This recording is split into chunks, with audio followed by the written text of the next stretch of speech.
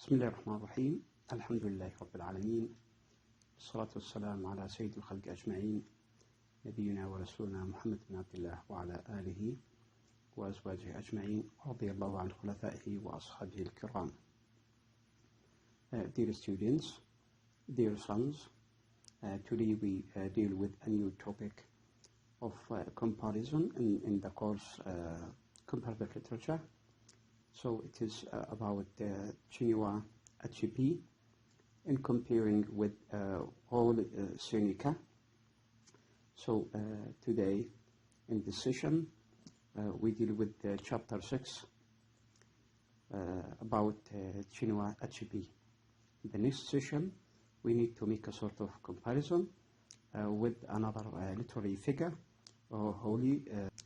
About today's class, there are some questions I need you to realize, to understand. Okay, these are some others. The first one is critically comment on the nature of the novels of Chinua Achebe. So the nature of the novels. The second one, episode or write or sketch Chinua Achebe as an international literary figure. So from this title, from this session, from such hints or discussion in this class, you can understand many ideas about this literary figure, Chinua Achebe, as an international literary figure. In what case he is international and related to literature, pioneer, a famous, a new one. So today's ideas deals with novels, poetry, and essays about Achebe, that he is a novelist, a poet, an essayist. But we focus most on what? On the novels. Here we have some five famous novels for him. Things Falls Apart, and focus on the dates, the date of publication or production. Things Fall Apart, No Longer at Ease, the second one. Arrow of God, the third one. The fourth is A Man of the People. Last one is Antelos of Savannah. These are the most famous literary works for Chinua Achebe. Now we need to get an introduction about the person and about his works as in the nature of his life in general. Chinua Achebe, whose work has been published in about 50 languages. Okay, look to the amount of translated languages about his works. Is among the founders of the contemporary Nigerian literature. Achebe is an ethnic Igbo. So what is Igbo? A member of the largest ethnic group in southeastern Nigeria. So it is called Igbo, as a sort of either religious or tribal ethnicity. So Achebe writes in English, but alters it to reflect native Nigerian literature. Okay, so native Nigerian literature. Not as some expects, because he writes in English, to write about the European perspective or through the European point of view. It is the opposite of that. It is the contrary. He does this to develop an appreciation for African culture in those unfamiliar with it. So here is the purpose of his writing. Although he has also written poetry, short stories, and essays, both literary and political. I mean the field, the scope of his writing in literature and in politics also, to deal with politics as a message by a literary figure, a famous literary figure, contributing to the solving of the problems in the society. So Achebe is best known for his novels, more than a poet or an essayist, as we said, in which he offers a close and balanced examination of contemporary Africa and the historical forces that have shaped it. Now, let's deal with some aspects or elements about his works in biographical and historical context. This is the general title here, a big issue. Okay, and this is the subtitle, number 1, Early Life in a Colony Pushing for its Independence. From this subtitle, we understand the direction, the indication of the writing of Chinua Achebe. So, early life, colony pushing for its independence. We realize that Nigeria is under colonization. So, Albert Chinua Achebe was born on November 16, 1930 in the village of Ogidi in eastern Nigeria to Janet Achebe and Isia Okafor Achebe. During that time, Nigeria was a British colony, so under the colonization of the British army forces. And Western education and economic models dominated.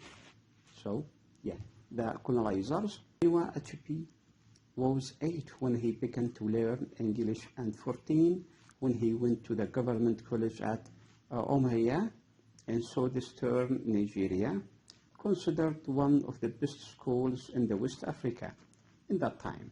He enrolled in 1948 at University College, Ibadan in Nigeria.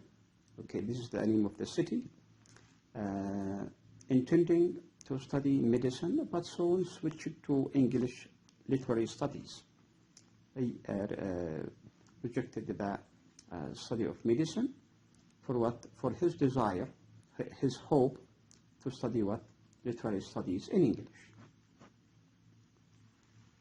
Achebe rejected the British name Albert, so he was named Albert, okay, and refused it, having his own or native name, and took his indigenous name Chinua instead of Albert. So Albert is a Christian or Western, and Chinua is an African, native African for himself. So in 1948, a time of growing Nigerian nationalism and increased pressure on British to grant the colony independence. So yes, having a sort of proudness or pride, okay, with his nativity as a native Nigerian person, loyal to his country, loyal to his home, okay, against colonization of a distant country like Great Britain at that time.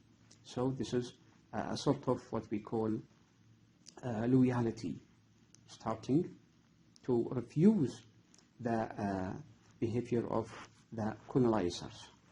He contributed stories, essays, and sketches to the University Herald, a sort of magazine, University Herald, which were later published in Girls at War and Other Stories in 1922.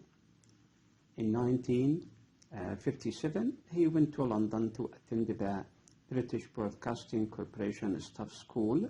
One of his teachers there was the British novelist and literary critic Gilbert Phillips, to go on with his novels. So Gilbert Phillips recommended Things Fall Apart for publication after writing this novel. So it was, it had a sort of push, okay, by Gilbert Phillips. Achebe was appointed director of the Voice of Nigeria External Broadcasting by the Nigerian Broadcasting Corporation in 1961. Okay, now dealing with the novels of Chinua Achebe, the novels created a sort of nature on the country itself, the Nigerian literary renaissance. It is a sort of renaissance, and you know the meaning of renaissance, a rebirth, or bringing back again to life. So Nigerian literature was what, as a as a sort of revolt or revolution by Chinua Achebe in his writings, especially the novels. This is the first one, Things Fall Apart, written in 1958. It is an account of colonial history from the point of view of the colonized rather than the colonizer. The perspective is African instead of European. As I said before, so he is an African and writing for his home, writing for the aspiration of independence. So his indication, his direction should be, of course, for what? For Africa, for his country, Nigeria, as part of the continent Africa. Something highly unusual in the English language literature. Yes, unusual because he is writing in English, and this writing is for the English people, okay, not for his native people. If it is directed to the native people, he should write in his own language, okay, in the Nigerian language, for example. This novel, Things Fall Apart, explores the philosophical principles of an African community, which is self-governing at the outset of the story, aspiring, desiring, wishing, or have a sort of dream for what? For self-governing. The novel was published early in the Nigerian literary renaissance, 2 years before Nigeria gained its independence from the United Kingdom in 1960. The timing of the novel's release helped ensure its success, while Nigerians looked forward with excitement and optimism to the political freedom they would attain after more than a half-century of British colonial rule. So Achebe understood the need to show his countrymen the strength of their own cultures to assist in the task of nation building, a strength greatly diminished by the imposition of an alien culture. Here are the ideas of the novel. Things Fall Apart. So some ideas about this novel. Became the first novel by an African writer to be inclined in the required syllabus for African secondary school students throughout the English-speaking portion of the continent. So it was a sort of syllabus or curriculum to be taught in schools. Here is a sort of criticism. Charles R. Larson wrote ideas about that. Later in 1960, wrote about the novel. The novel became recognized by African and non-African literary critics as the first classic in English from tropical African. He adds those ideas by him. So what we have here is that classic to be one of the classics, the best classics, or the best writing in the English novel, for example. In English from tropical Africa, tropical not from inside Britain, from outside, outside Britain, from Africa. The Ghanaian writer and critic Kofi Anur writes about this novel and the novelist. Achebe's thematic construction and dramatization. So this dramatization, it seems to be not American English because of the S, and it is written as a sort of quotation by the source. The source is like this one. So construction and dramatization of the conflict in Things Fall Apart utilizes the same with this one. It is the instead of S in the English, American English. The chi concept, chi being the dominating ambiguous force in the life of an individual. An individual, here it should be separated. The life of an individual concerning Africa and particularly Nigeria. Moving to the second novel, okay, No Longer at Ease, which was written in 1960. So the novel is set in modern Nigeria in the days immediately before independence from British colonial rule. Now there is a step forward. It reveals the changes to Nigerian society that result from foreign intervention, the extent to which things have fallen apart, a continuous process with the first one. The process is the same, a sort of revolt against colonization and wishing for independence. The main characters' experiences testify to the oppressive weight of doubt, guilt, and regret that the colonial experience has created. Colonization, of course, is not something appreciated, but we have guilt, we have regret, and doubt. So, and these are principles in the novel. The third novel, A Row of God. A Row of God, yes, and this one can be religious and can be literally explained or paraphrased. Achebe returns to the past in this novel, which was written in 1964. He evokes a world rich in the complexity of daily domestic, social, political, and religious living, further complicated by the now institutionalized religious and political rules that the colonial force had introduced into Achebe society. We spoke about Achebe society, that he is a member of it.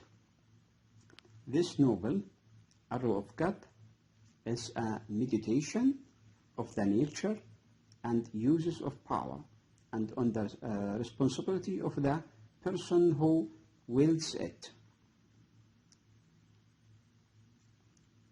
A Row of God. The artistry displayed in this novel has drawn a great deal of attention, adding to the stern in which Achebe is held. Here we have a sort of criticism by Charles Miller, commented that Achebe's approach to the written word is completely unencumbered with verbiage. He never strives for the exalted phrase. He never once raised his voice. Even in the most emotion-charged passages, the tone is absolute, unruffled. Moving to the next critical idea here. This is a sort of criticism with remarkable unity of the word, with the deed, the character, the time, and the place. Chinua Achebe creates in these two novels, Things Fall Apart and A Row of God. I mean, these are added to the quotation, a coherent picture of coherence being lost, of the tragic consequences. So this comment is, of course, literary. Of European colonialism, suggested by Robert McDowell in a special issue of studies in black literature. Black literature means literature written by black people. Yeah, it can be like that. Dedicated to Achebe's work. There is an artistic unity of all things in these books, which is rare anywhere in modern English fiction. It is, as we said, a sort of perspectives, opinion about critics on Chinua Achebe and his novels. The next novel, number 4, A Man of the People. So although the consequences of the loss of predictable or anticipated political power at the village level can bring personal tragedy at the national level, the consequences are more widespread and longer lasting. It is to this latter reality that Achebe turns in his 4th novel, A Man of the People, written in 1966, which is set in the post-colonial period in an independent African country. Now, Nigeria became what? An independent country. The governance of the country is nominally in the hands of the people, the Nigerians. And it is the quality of the leadership and the response of the people to that leadership that concern Achebe. And by the way, so because he's very famous, there were voices asking him to be nominated as a leader of Nigeria. The Eastern region declared itself an independent state called Biafra in 1967, shortly after a 13-month civil war began. Throughout the war, Achebe traveled widely on Biafran affairs to Europe and North America. There was neither time nor inclination to write long fictions during this period because of what writing novels needs sonority, stillness, quietness, tranquility, and he is now busy for political issues, traveling here and there for the case of his country. 13 of Achebe's short stories collected at Girls at War and other stories were published in 1972. In 1975, Achebe published a volume of 15 essays, Morning Yet on Creation Day, written between 1962 and 1973, on various literary and political subjects. Most of them, they are cultural, literary, and religious, or political also. In 1983, in the face of an impending federal election, he pushed the trouble with Nigeria, the final chapter, the example of Aminu Kanu, comments on the qualities of the ideal leader for Nigeria in Achebe's view. So this writing, to deal with what the qualities of the ideal lead for Nigeria in Achebe's view, and praises Muslim politician Aminu Kanu. Kanu died before the election, and Achebe was asked to become a presidential candidate. Instead, he became the deputy national president, an honorary title only, honorary, not in charge. Before the election was held, however, the military intervened, resulting in a coup. It has been suggested that Achebe's words in part promoted this action. In 1986, Achebe was awarded the Nigerian National Merit Award for the second time. In this acceptance speech, he acknowledged that literature is central in the quest to achieve the goal of creating a modern Nigeria. So it is later work emphasizing West African traditions. Now, after being independent, it deals with the traditions of West African Africa countries and the West. West means America and Europe also. So referring to a sort of mutual concept between the two continents. Here we have the fifth novel, ideas about the fifth novel, Anathelus of the Savannah. Achebe confirmed his place as the leading African novelist with the publication of this fifth novel, Anathelus of the Savannah, written in 1987. One of Achebe's primary interests in the novel is the way which Nigeria's oral tradition by a European colonizer and considered inferior to the tradition of writing literature in Europe is withering. I think it is very interesting. The novel is set in the fictional West African country of Kangan, what you call a fictional name, which resembles Nigeria for the real name or the real country. Achebe aims to reclaim the art of storytelling in a society in which oral wisdom is in danger of dying out because of what increasing development of modern the communal and public act of storytelling also is yielding to the private form of the printed word. This novel, Antilles of the Savannah reveals that the two distinct forms of communication can meet and assist in closing the gap between the educated and the uneducated, so that the story is capable of fulfilling its tradition role.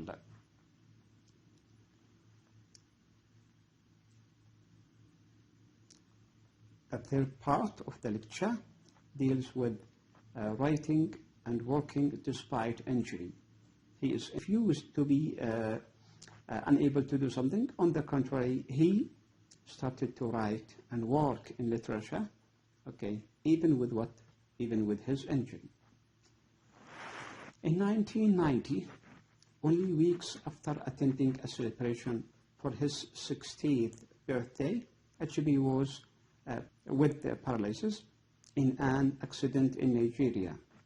Despite this, he has continued to publish, teach, and appear in public. So nothing to stop him. Okay, injury, okay, is not an obstacle for a strong person to be effective to the society. He moved to the United States for therapy for cure and has lived there. A reluctant refugee, okay, according to All Ajur in an African news service review during a dark time of Nigeria dictatorship. In 2007, he was awarded the Man Booker International Prize for fiction. So here we have works in literary context about his production, decisions to write in English, the purpose of writing in English, not in Nigerian, in his own native language, and we spoke about that.